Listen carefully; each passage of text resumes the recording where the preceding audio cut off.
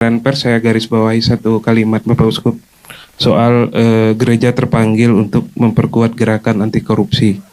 Kita tahu 2 hari belakangan kata korupsi ini sangat kencang dibahas di publik, terutama ada sekjen sebuah partai yang tertangkap.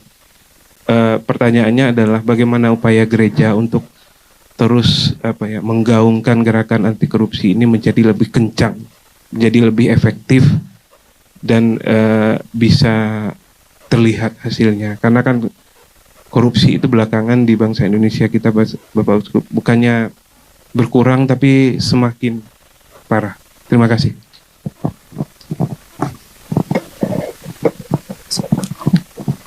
Kalau kembali kepada yang tadi saya sampaikan, yaitu karena jati diri manusia yang bersangkutan, yang korupsi itu, jati diri yang paling dasar diingkari. Itu kalau kita omong tentang konsep.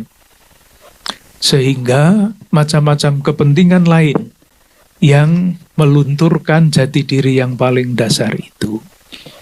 Nah, kalau kita melihatnya secara konkret, saya kira korupsi itu suatu realitas yang sangat-sangat kompleks. Sangat-sangat kompleks. Saya ambilkan satu contoh ya Mas ya, soal budaya. Diingkari seperti apapun, masyarakat kita itu budayanya adalah budaya feodal. Tidak bisa disangkal. Salah satu contoh dalam kebudayaan tertentu, bahasa tertentu diciptakan untuk melestarikan feodalisme.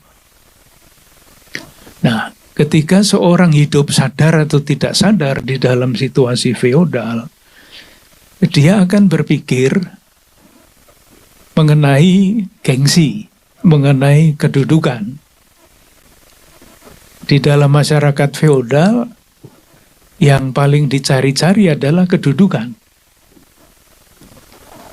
Status itu, status sosial, gengsi, dan sebagainya.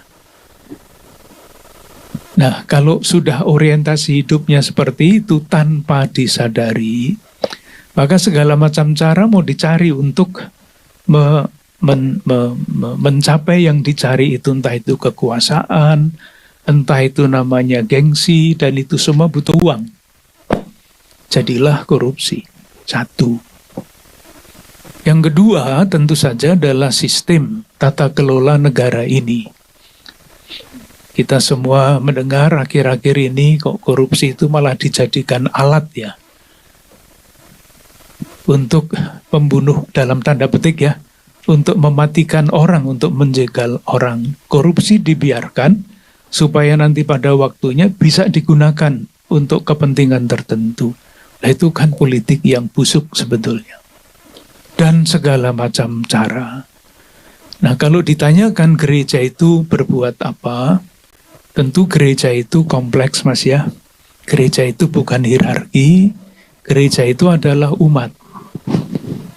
Maka harapannya tentu saja adalah kalau ditanyakan tentang gereja, salah satu selain suara moral yang ditulis oleh para penulis di koran, disampaikan di dalam wawancara di televisi, gereja sendiri tidak berarti bebas dari keadaan seperti itu. Maka yang diusahakan oleh gereja, yang saya tahu di Keuskupan Agung Jakarta adalah membuat lembaga gereja itu transparan,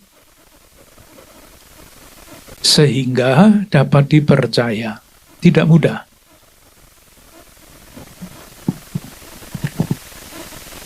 Dengan tujuan itu dibuatlah macam-macam model tata kelola. Ini Romo Samuel ini membuat terus macam-macam aturan tata kelola di dalam gereja, supaya bahaya korupsi di dalam gereja sendiri oleh umat sendiri itu sejauh mungkin dicegah.